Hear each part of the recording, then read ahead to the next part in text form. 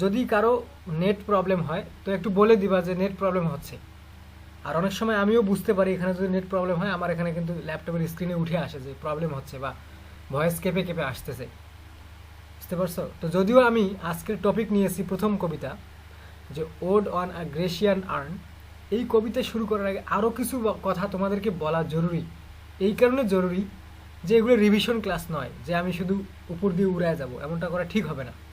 মানে পড়া উচিত, এগুলো জানানো উচিত স্টুডেন্টদেরকে। কারণ হতে পারে তোমাদের অনেকেই কলেজে ক্লাস করার সুযোগ হয় না, সংসার আছে, ফ্যামিলি আছে, তো এই কারণে বা এক এক জায়গায় ডিপেন্ড করো, তো সেক্ষেত্রে অন্তপক্ষে কিছু তথ্য তো দেওয়া জরুরি। একেবারে শর্টকাট করাটা ঠিক নয়। বুঝতে পারছো? দেখো, জন কিটসের ব্যাপারে গত ক্লাসে অর্থাৎ বৃহস্পতিবারে আমরা একটা বিষয়ের বা দুইটা বিষয়ের ওপর পুরো ক্লাসটা শেষ করে দিয়েছি। একটা হচ্ছে যে তার জীবন কেমন ছিল, কিভাবে তিনি সাফার করেছেন, আর কিভাবে তিনি নিজেকে উল্লেখ না করেও নিজেকে কবিতায় উল্লেখ করেছেন।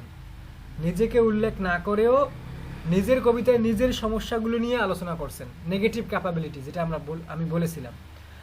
আর যেটাকে আমরা আবার অবজেক্টিভিটিও বলতে পারি। আর একটা বলা হয়েছিল যে এসক্যাপিজম, বা কবিকে এসক্যাপিস্ট বলা হচ্ছে, যে এসকেপ করে বাস্তব জীবনের যন্ত্রণা থেকে মুক্তি পাওয়ার জন্য তা সে তার কল্পনার জগতে চলে যায়। সেখানে গিয়ে আবার পার্মানেন্ট থাকতে পারবে না, আবার যে চলে আসতে হবে, এই কথাও আমি বলেছিলাম। আর যদি এই জীবনের দায়িত্ব থেকে, কর্তব্য থেকে, যন্ত্রণা থেকে কেউ যদি পার্মানেন্টলি মুক্তি পেতে চায়, তাহলে একটা জিনিসেই তাকে মুক্তি দিতে পারে, that is death. Your death, my death can relieve me from the harshness of real life, nothing else. Only death can do it. বুঝতে পারছো? কোনো মুভি, কোনো ফ্রেন্ডের কোম্পানি, কেউ তোমাকে মানে পার্মানেন্টলি রিলিফ দিতে পারবে না মৃত্যু ছাড়া। তো মৃত্যু শেষ, তুমি যদি you are a good man, so you will lead your life in the heaven after your death. This is your permanent relief from the harshness of real life. এটা হচ্ছে বিষয়। বুঝতে পারছো? তো আমরা আজকে স্ক্রিন শেয়ার করে করে পড়বে, যাতে করে একটু পড়াগুলো স্ট্রং থাকে। এই দিক থেকে খেয়াল করে কিছু স্ক্রিন আমি সাজিয়েছি। এই স্ক্রিনগুলো আমি তোমাদের যে বড় আপুরে আছে তাদের জন্য আমি এগুলো কালেক্ট করেছিলাম স্ক্রিনগুলো। তো আজকে খুঁজে দেখলাম যে আগের যে পিডিএফ মানে পাওয়ার পয়েন্ট আছে ওখানে এগুলো আছে। তো দ্যাটস ওয়াই ভাবলাম যে এগুলো আমি তোমাদেরকেও শেয়ার করি। তারপরে আমরা কবিতা পড়ব। ঠিক আছে? আজকে সময় নেব না বেশি, তোমাদের মূল মন্ত্র তোমাদের মাথায় আসেই প্রথম ক্লাসটার মাধ্যমে। আচ্ছা, so English romantic lyric poet John Keats, তার জন্ম তারিখটা তোমরা জানো এবং মৃত্যু তারিখ।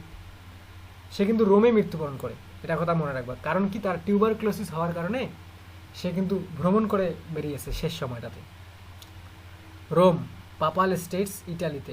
Devoted his short life to the perfection of a poetry characterized by vivid imagery. Vivid মানে হচ্ছে স্পষ্ট, মানে স্পষ্ট, clear. By vivid imagery, tremendous sensual appeal, and an attempt to use classical mythology to express a philosophy. There are some characteristics of John Keats' poetry. Romantic poets have different writing styles. There are several elements in romantic poetry. Whatever element the poet likes best is up to him. Some poets like the natural world, others like to escape, while still others think in supernatural things. In this way, Keats is no different from other poets. He also discusses these romantic poetry fundamentals. Romantic poetry usually has the following elements. বিশেষ করে জন কিটসের কবিতাতে এই নিচের এলিমেন্টসগুলো আছে। আমরা এটা যখন ওয়ারশতের কবিতা পড়ছি দেখতেছি যে তিনি একেবারে ন্যাচারের প্রতি আকৃষ্ট। আবার কলরিজের কবিতা যখন শেষ করছি তিনি আবার সুপার ন্যাচারালিজমের প্রতি আকৃষ্ট। এরকম এক এক রোমান্টিক পোয়েটের এক একটা বিষয়ের প্রতি মানে বেশি করে তাদের যে আকর্ষণটা, এটা বেশি, তাদের যে টানটা বেশি ওই বিষয়ের ওপর তারা কবিতা লিখে থাকেন। এটা আমরা দুইটা কবির কবিতা শেষ করেছি, এটা বুঝতে পারছি। Okay, so pure poetry, this is also a quality of John Keats. The poems of John Keats are called pure poetry. No criticism, no blaming of the society, only poetry for the sake of poetry. This is the poetry of John Keats. Poetry for his own self or own sake. Poetry for the sake of poetry. Pure poetry. He only writes poetry for artistic purposes. artistic purposes means I am a poet, but I am writing poetry, I am composing poetry. So it's not important for me that there must be criticism in my poetry. There must be a social purpose in my poetry. There must be a political purpose in my poetry. So there is not such condition. But according to John Keats, and his style is called artistic purposes, he only writes poetry for artistic purposes. John Keats is regarded as the purest poet in the history of English literature. Remember this sentence. This sentence can be a brief question. Who is called the purest poet in the history of English literature? So John Keats, the person. What is meant by pure poetry? Isn't it the responsibility of a poet to address social issues and inform people when they are making mistakes? The basic goal of poetry is not to speak out against issues in society. The basic goal of poetry is the only response to these questions. একটা কথা মনে রাখবা যে কবিতা পড়ে আমরা যখন third ইয়ারের restoration পিরিয়ডের কবিতা পড়ব তখন দেখবো যে কবিতা মানে স্যাটায়ার, মানে কাউকে বিদ্রূপ করা হয়েছে, সমাজের ভুল তুলে ধরা হয়েছে, এগুলো স্যাটায়ারের মাধ্যমে। ওটা একটা শর্ত ছিল।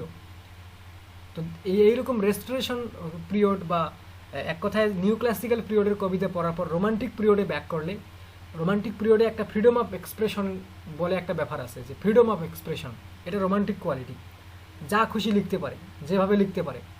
তবে কবিতা লেখার পর মানে poetry is for delight, poetry gives delight and pleasure, এটা কথা মনে রাখবা। এটা হচ্ছে কবিতার প্রথম উদ্দেশ্য, কবিতা লেখার প্রথম উদ্দেশ্য। Poetry gives delight and pleasure, বুঝতে পারছো? কবিতা তোমাকে প্লেজার দিবে এবং ডিলাইট করবে, এটা হচ্ছে কবিতা পড়ার প্রথম কারণ। পরবর্তীতে হ্যাঁ, কবিতাতে প্লেজারের মাধ্যমে, ডিলাইটের মাধ্যমে তুমি একজন কবি হিসেবে কিছু সমাজের মিস্টেকগুলোকেও তুলে ধরতে পারো, এটা একটা বিষয়। তো নিউ ক্লাসিক্যাল পিরিয়ডে কবিতাকে মানে সমাজের ইসলাহ মানে সংশোধন, আরবিতে বলা হয় ইসলাহ মানে সংশোধন, সমাজের যে মিস্টেকগুলো রয়েছে, পলিটিক্যাল কোনো লিডার্সের মিস্টেক রয়েছে, ধর্মীয় কোনো মিস্টেক রয়েছে, এই মিস্টেকগুলোকে কবিতার মাধ্যমে, অ্যালিগরির মাধ্যমে, স্যাটায়ারের মাধ্যমে পাঠকদের সামনে তুলে ধরা। এর দ্বারা দুইটা কাজ হয়ে যাবে। একটা হচ্ছে কবিতাগুলোকে অ্যালিগরি সিস্টেমে লেখার কারণে, স্যাটারিক্যাল লেখার কারণে পাঠকরা পড়ে পড়ে ডিলাইট পেয়ে যাবে, প্লেজার পেয়ে যাবে। পাশাপাশি যারা একেবারে, যাদের ব্রেন খুবই শার্প, ধারালো ব্রেন, তারা কিন্তু বুঝতে পারবে যে এই যে কবিতাতে প্লেজার এবং ডিলাইটের মাধ্যমেও কবি কিছু একটা তুলে ধরেছেন সমাজে যেটা ঘটে যাচ্ছে, মানে contemporary issues of the society.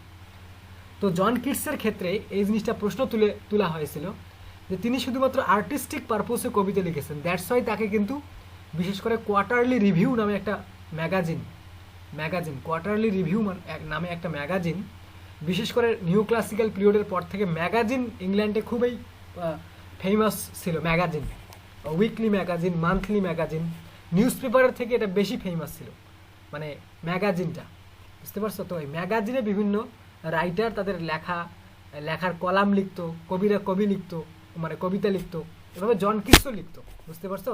ওই ম্যাগাজিনগুলোতে তারা কবিতা প্রকাশ করতো। তো ম্যাগাজিনে কবিতা প্রকাশ করার পর যারা রিভিউয়ার বা রিভিউয়ার্স যারা, তারা কিন্তু এক রিভিউ দিত কবিতার। তো জন কিটসের কবিতা পড়ে তারা অনেক ধরনের খারাপ মন্তব্য দেয় বা রিভিউ দেয়, যেগুলা মিনিংলেস, ভ্যালুলেস কবিতা, বুঝতে পারছো? তো এখানে যদি আর্টিস্টিক পারপোজ হয় বা পিওর পোয়েট্রি হয়, তো পিওর পোয়েট্রি বলতে যে just poetry is poetry, no social criticism, no social purpose and not the discussion about social issues, বুঝতে পারছো? তো এই জন্য প্রশ্ন করা হচ্ছে যে what is meant by pure poetry?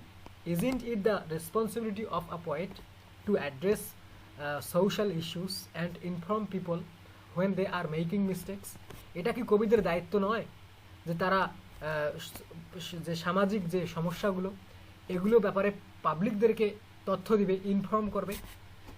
কারণ যখন তারা মিস্টেক করতেছে, ভুল করতেছে, এটা কি কবিদের দায়িত্ব নয়? আসলে এটা কবিদের দায়িত্ব, কিন্তু জরুরি নয়। The basic goal of poetry is not to speak out against issues. কথা বোঝা যাচ্ছে না?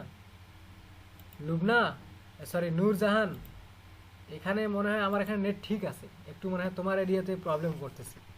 তো একটু ম্যানেজ করে দাও।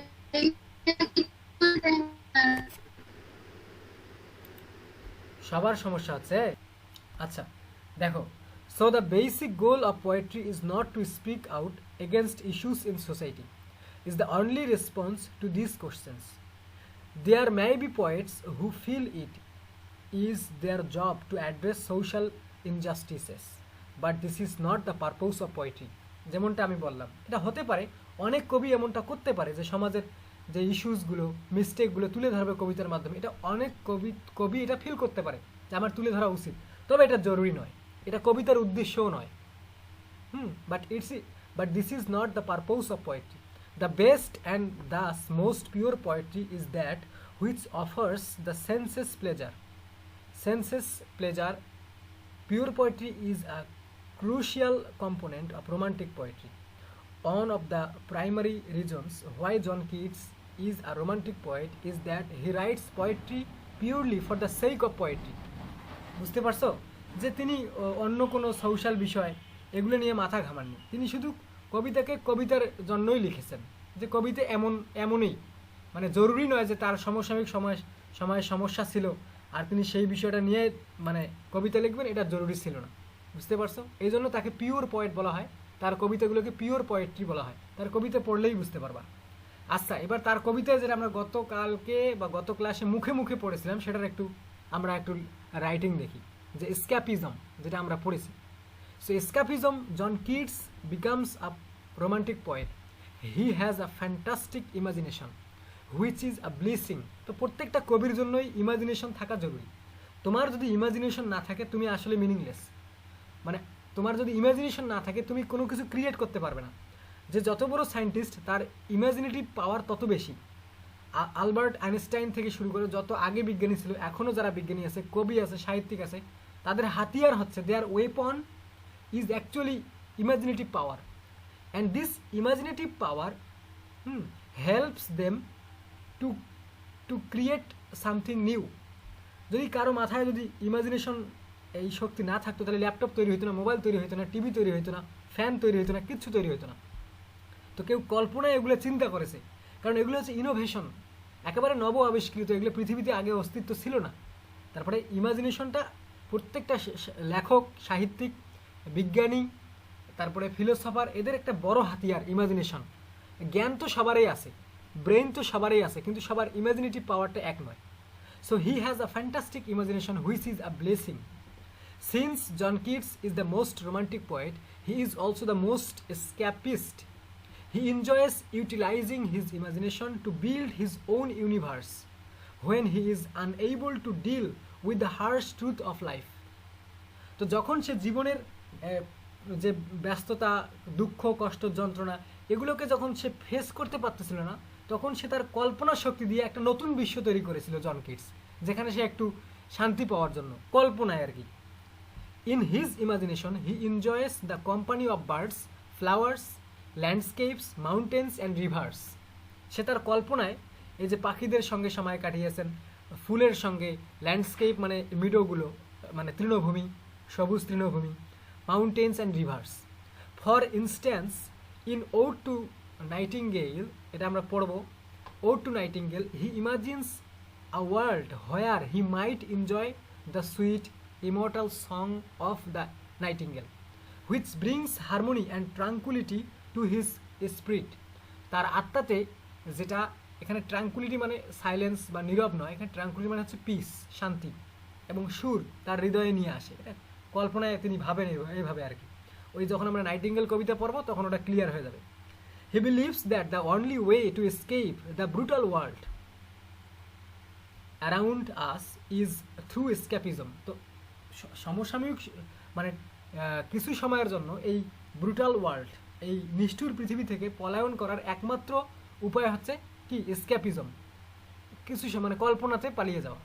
হি seeks are demonstrate through his poetry that escapism is the only option because life's sufferings can not be sustained while the world is dark and barren while imagination is colourful. So when the world is dark and barren then imagination is actually colourful. যখন তোমার কাছে পৃথিবীটা অসহ্য মনে হচ্ছে, পৃথিবীর কাজকর্মগুলো যন্ত্রণাময় মনে হচ্ছে, তখন তোমার নিজস্ব ইমাজিনেটিভ যে ওয়ার্ল্ড, যেটা তোমার কল্পনার ইউনিভার্স, বিশ্ব, ওটা কালারফুল, ওটা সুন্দর, ওখানে কোনো ডার্কনেস নেই, কোনো সাফারিং নেই, কোনো কিছুই নেই। বুঝতে পারছো?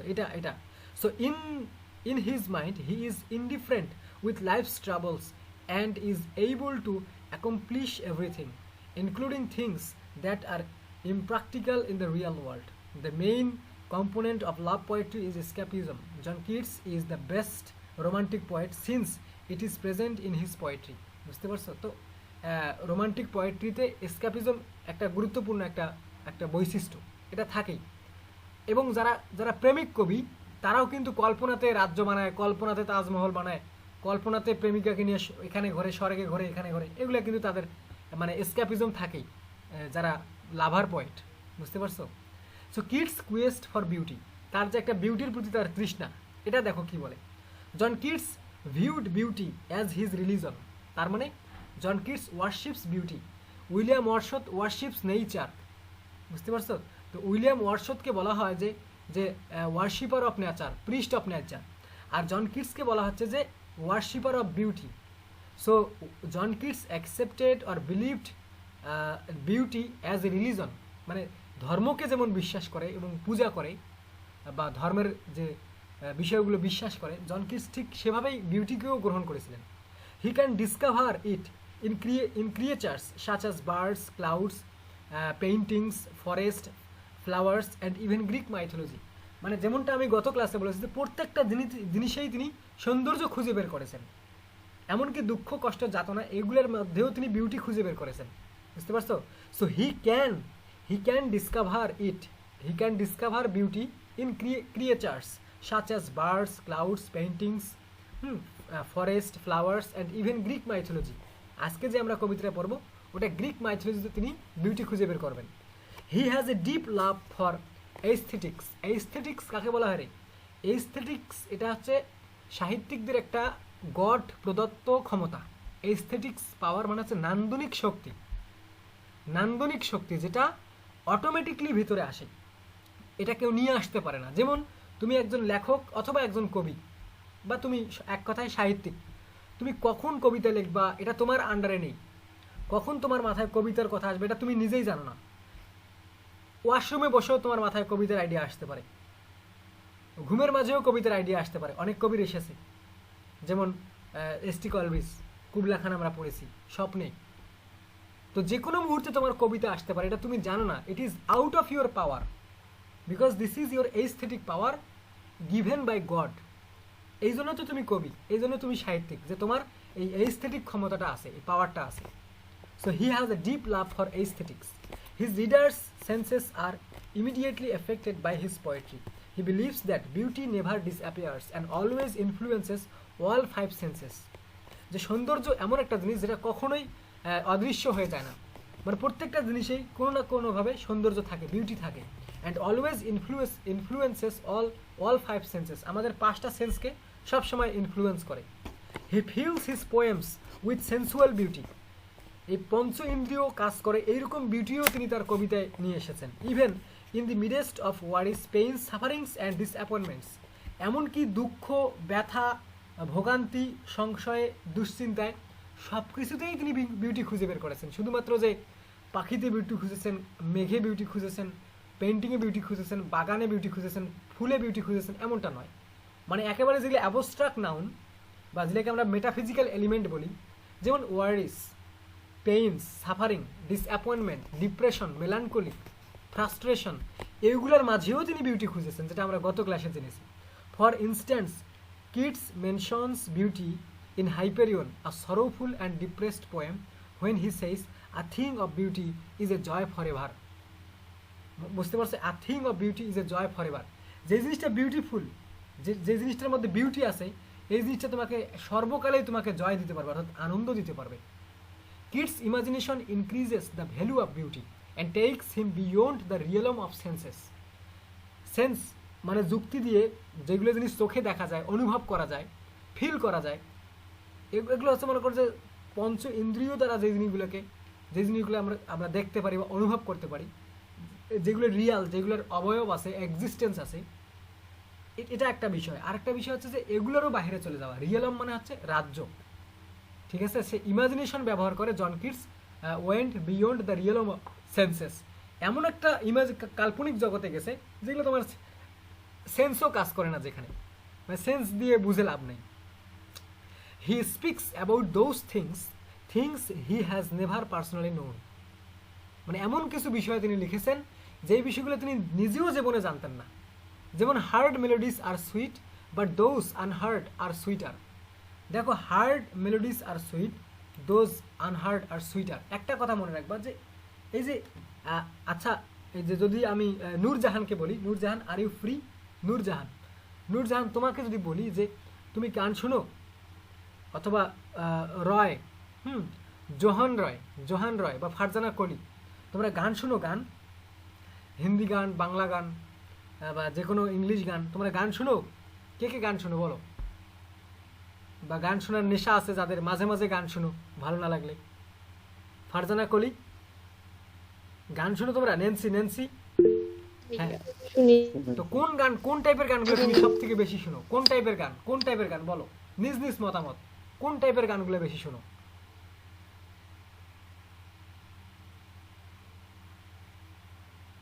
বলতে পারবে না? আচ্ছা, যদি আমি একটা গানের নাম বলি, এই যে স্যাড সং আছে না, স্যাড সং, আমরা কিন্তু স্যাড সং বেশি শুনি। তার মানে এই নয় যে আমরা স্যাড, বুঝতে পারছো জান্নাতুল ফেরদাউস? আমরা খুব বেশি স্যাড সং শুনি। কারণ যতবার তুমি ওই যে গান, সমাধি গানটা শুনবা, প্রেমের সমাধি ভেঙে পাখি যায় উড়ে যায়, এরকম একটা গান আছে না, এই গান যতবার শুনবা ততবার তোমার শুনতে ভালো লাগবে। কারণ এর মানে এই নয় যে তুমি প্রেমের ছাকা খেয়েছো বা তোমার জীবন থেকে কেউ চলে গেছে, এমনটা হওয়া জরুরি নয়। তো our sweetest songs are those that tells our saddest thought.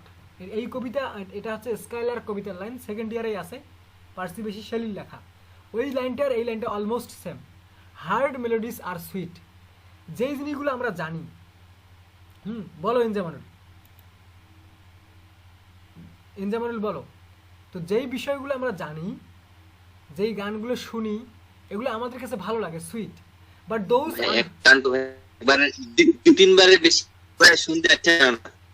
Romantic, দেখো রোমান্টিক গান তোমার বেশি শুনতে ইচ্ছা করবে না। কিন্তু ওই যে 12 সালে বা 13 সালে যে আশিকি 2 মুভির যে গানগুলো যে রিলিজ পাইছিল, যে গানগুলো, যে কিউকি তুম হি হো আব তুম হি হো, এরকম গান আছে না, হাম তেরে বিনে আব রহ নেহি সকতে, তারপরে আশা নেহি আশিক হো জানা, এরকম গান আছে না। তো এই গানগুলো দেখবা যে যখনই তুমি আশেপাশে বক্সে ছেড়ে দিবা, সবার কান খারাপ হয়ে গেছে, কারণ এগুলো স্যাড সং। তো যাই হোক, এখানে যেটা বলা আছে যে যেই বিষয়গুলো জন কিটস নিজেও, কখনো ফিল করেনি, জানেন না, ওই বিষয়টা, ওইটাতে তিনি চলে গেছেন। দেখো এই লাইনটা দেখো, হার্ড মেলোডিস আর সুইট, যেই গানগুলো আমরা শুনি এটা হচ্ছে সুইট, এটা মিষ্টি, আমাদের কাছে ভালো লাগে।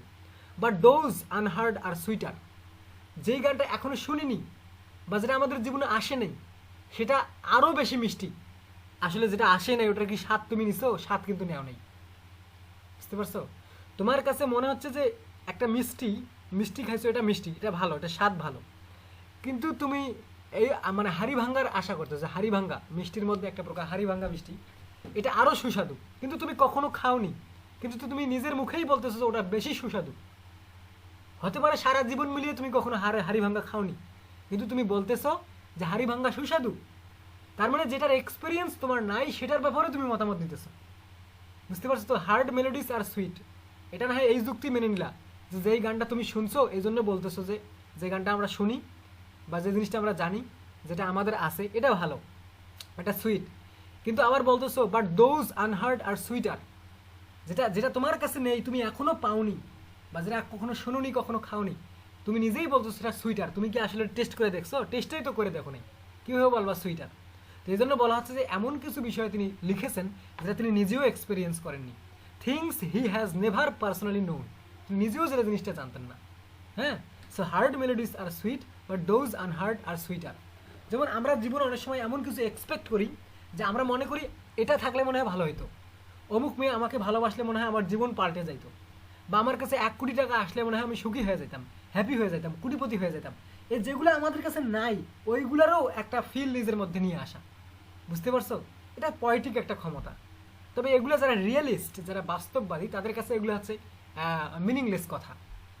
মডার্ন মানুষের কাছে এগুলো কথার কোনো ভিত্তি নেই। আচ্ছা, in one of his poems when he writes beauty is truth and truth beauty that is all ye know on earth and all ye need to know. তাহলে যেমনটা গত ক্লাসে এই লাইনটাই বলেছিলাম যে বিউটি হচ্ছে সত্য, আর যেটা সত্য ওইটাই সুন্দর। মনে রাখবা যে প্রত্যেকটা সৌন্দর্যই হচ্ছে সত্য, আর যে জিনিসটা সত্য ওইটাই beautiful. So beauty is truth and truth beauty. তো এই জিনিসটা তিনি মানুষের মাঝে ছড়িয়ে দিতে চাচ্ছেন জন কিটস এভাবে যে that is all ye know on আর্থ। যারা এই পৃথিবীর উপরে আছেন তাদের সবার এটা জানা উচিত, and all ye need to no, এবং সবার এটা জানা প্রয়োজনও। He further states that beauty is a truth. Thus, he is without a doubt a great lover of beauty and takes advantage of any chance to praise it. যে কোনো জায়গায় তিনি সুযোগ পেয়েছেন তো বিউটির তিনি প্রশংসা করেছেন। Okay, so John Keats pursuit of beauty also sets him apart from competitor romantic poets. যাই হোক, এটা না বুঝলেও চলবে। তারপরে কিটস লাভস হেলেনিজম গ্রিক। বুঝতে পারছো? যেমনটা আমরা কিডস লাভ হেলেনিজম, অর্থাৎ গ্রিক বিষয়ে তিনি যে লিখেছেন তাকে বলা হয়, এটা আমরা রিটেনভাবে পড়ি। দেখো, অ্যানাদার কি component of his poetry is love for the past. Love for the past এটাকে কি বলা হয় রে? নস্টালজিয়া। নস্টালজিয়াও কিন্তু রোমান্টিক পোয়েট্রির একটা ফিচার, খুবই গুরুত্বপূর্ণ ফিচার, যে অতীতকে নিয়ে লেখা, পার্সোনাল হোক বা ইমপার্সোনাল হোক, অতীতকে নিয়ে লেখা। সে অতীত হতে পারে তোমার জীবনের অতীত, বা কোনো হিস্ট্রিক্যাল কোনো অতীত, বা কোনো অন্য কোনো দেশের যে কোনো অতীত। আচ্ছা, অ্যানাদার কি component of his poetry is actually love for past. He is interested in the myth of the ancient Greeks. Many other poets of his time admired him much for his love for the Greek people. তো the contemporary poets of John Keats would love him because of his interest on Greek people and Greek art, Greek literature, Greek mythology. বুঝতে পারছো? He explores the spirits and culture of the Greeks in many of his works. তো তিনি তার নিজের অনেকগুলো সাহিত্যিক কাজে, অর্থাৎ কবিতার মানে কবিতাতে তিনি যে গ্রিক্স যে কালচার এবং স্পিরিট এটাকে তুলে ধরেছেন। বুঝতে পারছো? Shelley saw John Keats' love for Greeks and remarked, Keats was a Greek. Shelley কিন্তু contemporary poet, Percy Bysshe Shelley, John কিটসের। শেলিও রোমান্টিক পোয়েট। তো শেলি জন কিটসের মৃত্যুর পর তার ব্যাপারে একটা ইলিজিও লিখেছেন, যেটা সেকেন্ড ইয়ারে আছে, অ্যাডোনিয়াস। এবং শেলি জন কিটসকে এভাবে অ্যাড্রেস করেছেন যে কিটস ওয়াজ আ গ্রিক, মানে তার গ্রিক বিষয়গুলোকে কবিতায় তুলে ধরার কারণে তাকে এভাবে অ্যাড্রেস করা হয়েছে যে কিটস ওয়াজ আ গ্রিক। এমন মনে হয় যেন কিটস মনে হয় যেন একজন গ্রিক ছিলেন, গ্রিসের একজন অধিবাসী ছিলেন। He reads Greek classics which makes him more interested in their way of life. মানে আমি গত ক্লাসে বলেছি তিনি ইংলিশ ট্রান্সলেশন পড়ে গ্রিকদের বিষয়ে জেনেছিলেন, তাদের লিটারেচারের বিষয়ে জেনেছিলেন। হ্যাঁ, তো when he reads Greek classics which makes him more interested in their way of life. Additionally, he loves their art. He showed his love for the Greeks in the poem Ode to Grecian art, যেটা আমরা আজকে পড়ব। In this poem, he contrasts mortality and art. Mortality মানে কি রে? যে জিনিসটার মৃত্যুবরণ করে, শেষ হয়ে যায়, যেটা ফিনিশ হয়ে যায়। যেমন আমরা, মর্টালিটি আমাদের কাছে যায়, হিউম্যানের কাছে মর্টালিটি যায়, কিন্তু হিউম্যান কোয়ালিটি এটাই ইমর্টাল। তুমি যদি ভালো কিছু কাজ করো, ভালো মানুষ হয়ে থাকো, তোমার মৃত্যুর পরও তোমাকে নিয়ে চর্চা হবে। বুঝতে পারছো? তুমি মনে হয় সবার মাঝে ইমর্টাল থাকবা, মানে ও মর্টাল হয়েও ইমর্টাল থাকবা। সো এই কবিতায় আমরা আরও বিষয় পড়ব সামনে, যে ode to Grecian art. In this poem he contrast mortality and art, মানে যে জিনিসটা মরে যায়, শেষ হয়ে যায়, এবং আর্ট, সাহিত্য। He refers to mankind as mortal and art as immortal. বুঝতে পারছো? So human, we are mortal but art is immortal. এখন আর্টের মধ্যে কি কি পড়ে? আর্টের মধ্যে পেইন্টিং আছে, স্কাল্পচার আছে, লিটারারি ওয়ার্ক আছে, এগুলো সব আছে আর্টের মধ্যে। He claims that while people will eventually fade and become pale, art will endure forever. তো মানুষ যখন বয়স বাড়ার সঙ্গে সঙ্গে মানুষ বৃদ্ধ হয়ে যায়, সৌন্দর্য হারিয়ে ফেলে, এবং মানুষের পেইল হয়ে যায়, ফেস ধূসর হয়ে যায়, বিবর্ণ হয়ে যায়, মানুষের কালার চেঞ্জ হয়ে যায় শরীরে, তখনও কিন্তু আর্ট উজ্জ্বল থাকে। আচ্ছা, তুমি যদি একটা ছবি আর্ট করো আজকে, ওই ছবিটাকে যদি ভালো করে সংরক্ষণ করো, মানে পেন্টিং করে একটা পিকচার আর্ট করো, 500 বছর পরে যদি ওই পেন্টিংটা বের করো, দেখবা যে ওই রকমই আছে। যেমন চোখ আর্ট করেছিলা, যেমন নাক আর্ট করেছিলা, যেমন লিপস আর্ট করেছিলা, ওই রকমই আছে। তার মানে যদি যুবকের একটা পিকচার আর্ট করে থাকো, তাহলে ওই পিকচারটা যতদিন থাকবে, 500 বছর, 1000 বছর, ওই পেন্টিংয়ের পিকচারটা যুবকেই থাকবে, সে কখনো বৃদ্ধ হবে না। তো সেই দিক থেকে ওই পেন্টিংটা ইমর্টাল। বুঝতে পারছো? এইরকম একটা আলোচনার বিষয় হচ্ছে গ্রেসিয়ান আর্নে। আচ্ছা, Keats has something to say regarding the urn's images. Urn মানে বলা হচ্ছে একটা পাত্র, একটা পাতিল, যেটাতে ক্রিমেট করে হিন্দু ধর্মের কাউকে মৃত্যুর পর ফিউনারেলে পুড়িয়ে তার যে যে ছাই, এই শেষ যেটাকে আমরা বলি, সেটাকে ওই যে পাতিলে রেখে যে ভাসিয়ে দেওয়া হয় গঙ্গায় বা নদীতে, সেই ধরনের পাতিলটাকে বলা হচ্ছে আর্ন, URN, আর্ন। তো আগে আজ থেকে 2500-3000 বছর আগে গ্রিকরা, তাদের কেউ মারা গেলে তাদের ওই যে যেটা এইশেস, যে ছাই, মরদেহ পুরাণের পর যে ছাই থাকে, এটাকে তারা একটা পাত্রে রাখতো। ওই পাত্রের নাম হচ্ছে আর্ন। শুধু এই পাত্রটাতে তারা আবার কিছু কি করতো, কার্ভ মানে খোদাই করে লেখা, CURV, কার্ভ।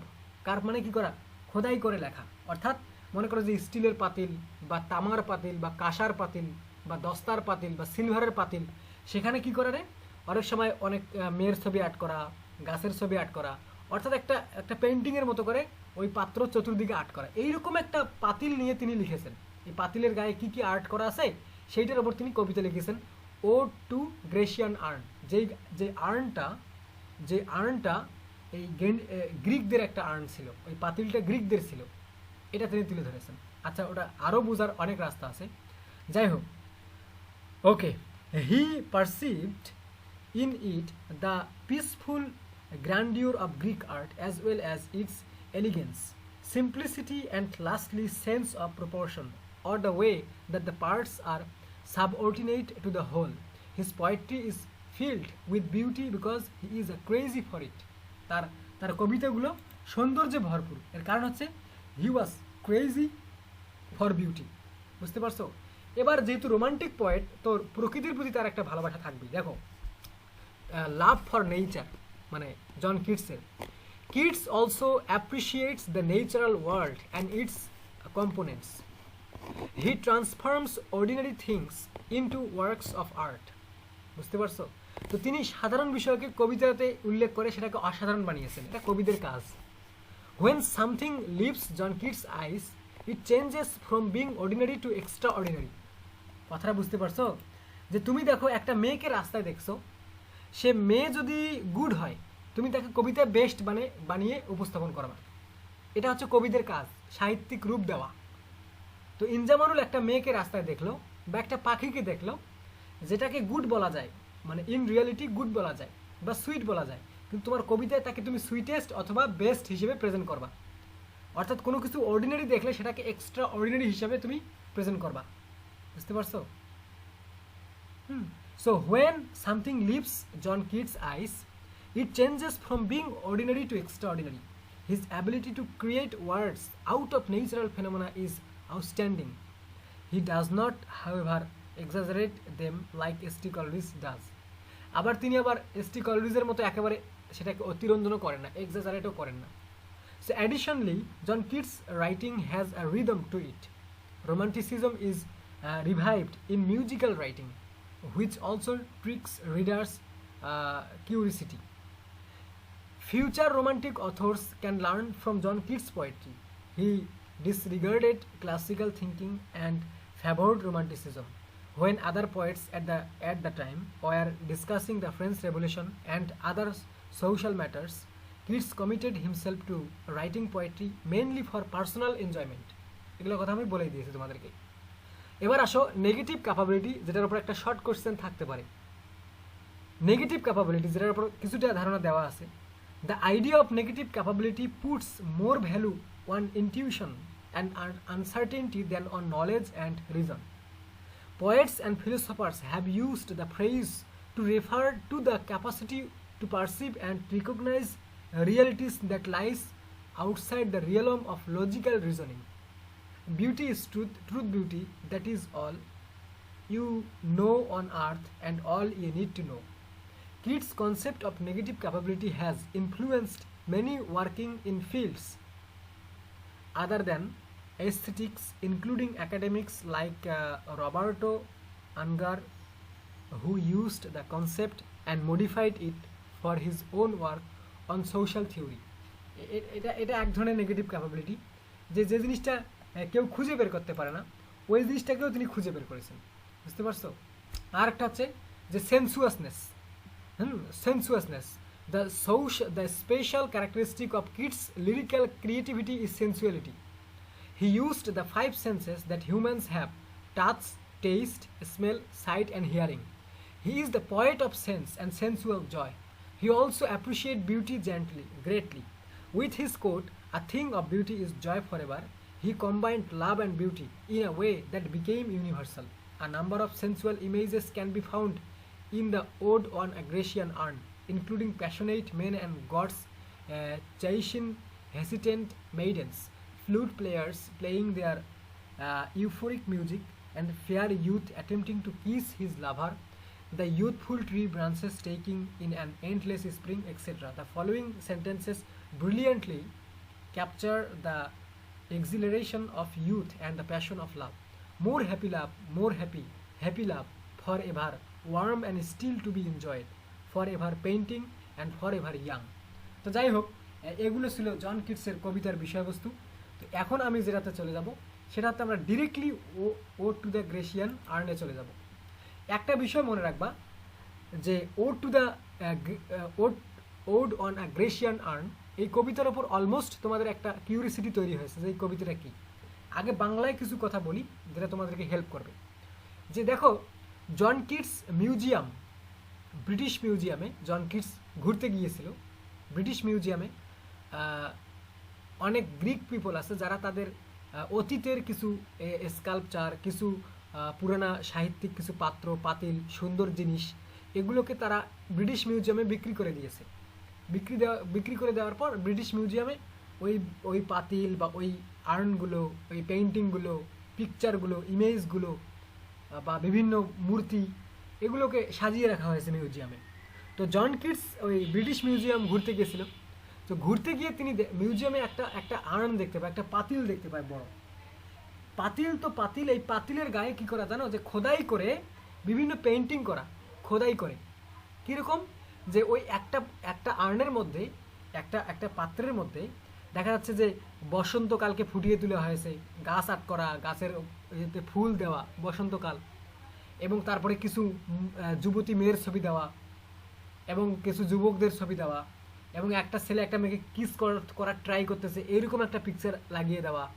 আর এক যুবক গাছের ডালে বসে বাঁশি বাজাচ্ছে, এটা পেইন্টিং করে দেওয়া, এবং অনেকগুলো মেষ চড়তেছে, এটা একটা এটার একটা পেইন্টিং আর্ট করা। তো পুরা পেইন্টিংটার দিকে তাকালে বোঝা যায় যে এটা যখন আর্ট করা হয়েছিল, এটাকে যখন স্কাল্পচার মানে এটাকে যখন খচিত করা হয়েছিল, কার্ভ করা হয়েছিল, তখন তারা একটা রুরাল পিকচারকে প্রেজেন্ট করেছেন। রুরাল পিকচার অর্থাৎ গ্রাম্য পিকচার, আশেপাশে গাছপালা আছে, এমনও রাজপ্রাসাদও কিন্তু তুলতে পারতো, রাজপ্রাসাদ কিন্তু তুলতে পারতো। এই যে রাখাল বয়, তার বাঁশি, তারপরে মেইডেন, তার মানে মেয়েদের ড্রেস যেভাবে দেওয়া আছে, বা হাফ নেকিড আগে যেমন মানুষ ড্রেস পরতো ওই রকম। তো এবং যে গাছপালার পরিবেশ, সবগুলো দেখে এটা একটা রুরাল পিকচার, গ্রাম্য পিকচার। তো এই পিকচার দেখে John Keats became astonished. John Keats was surprised after observing the urn, the image, the Greek urn. বুঝতে পারছো? And instant he wrote a poem for the sake of this urn, because in this urn, in the painting of the urn, he found beauty, and he found something that we cannot find out. বুঝতে পারছো? যে দেখো, আমরা তো মিউজিয়ামে যাই, তুমি আমি আমরা সকলেই কিন্তু মিউজিয়ামে যাই। মিউজিয়ামে গেলে কিন্তু আমরা এরকম জাদুঘরে গেলে কিন্তু আমরা দেখবা যে অনেক পিকচার দেখি, জাস্ট আমরা দেখি, সেলফি তুলি, বা নিজেই তার সঙ্গে এভাবে সেলফি তুলি, চলে আসি।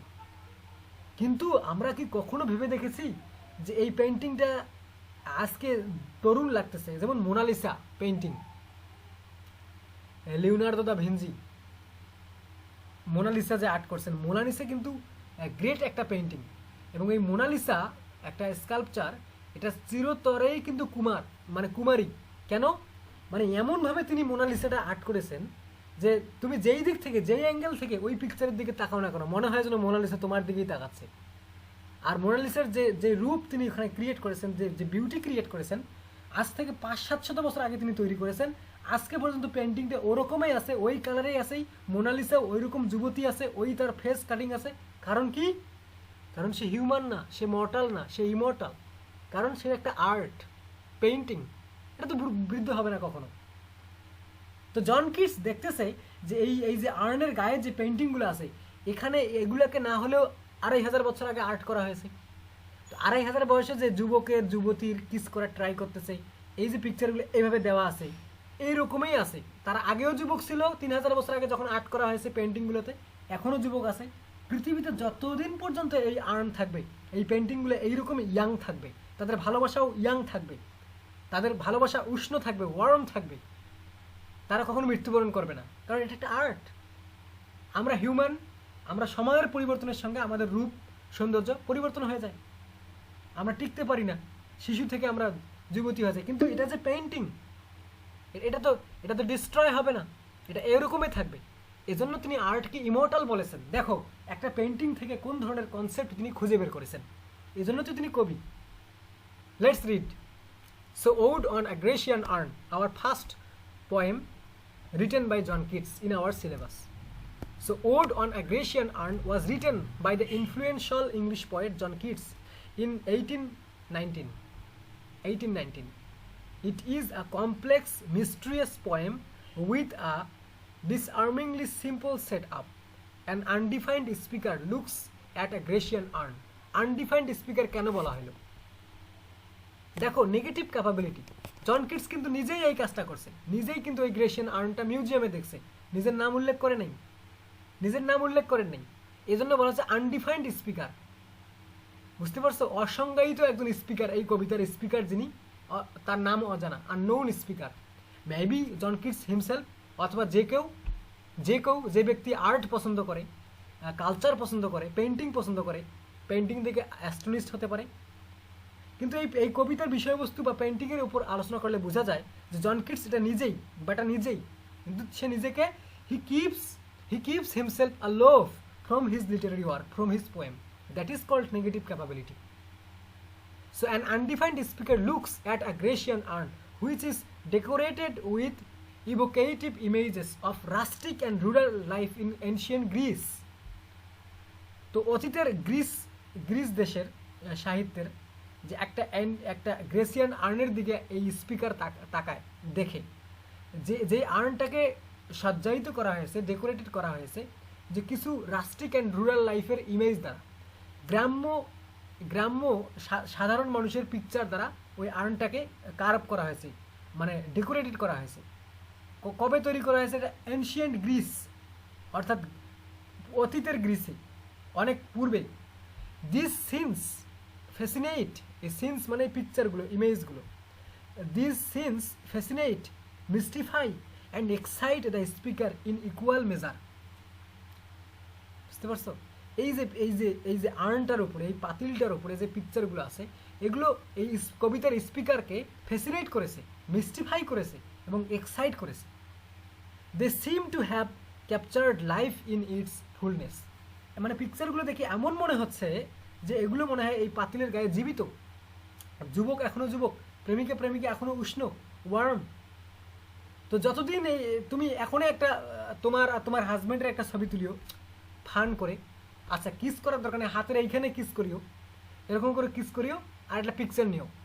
তো যতদিন পর্যন্ত এই পিকচার থাকবে, মনে হবে যে তোমার লিপস তোমার হাজব্যান্ডের হ্যান্ডকে কিস করতেছে বা পামে কিস করতেছে, কারণ এটা ইমোর্টাল, এটা পিকচার, একটা আর্ট। এগুলো, so they seem to have captured life in its fullness yet are frozen in time. তবুও এগুলো হচ্ছে কোয়াইট ইন টাইম। সময় এগুলোকে ডিস্ট্রয় করতে পারে না, এগুলোকে বিগাড়তে পারে না। সময় এগুলোর কোনো ক্ষতি করতে পারেনি। এগুলো আগেও যেমন ছিল এখনও এরকম আছে।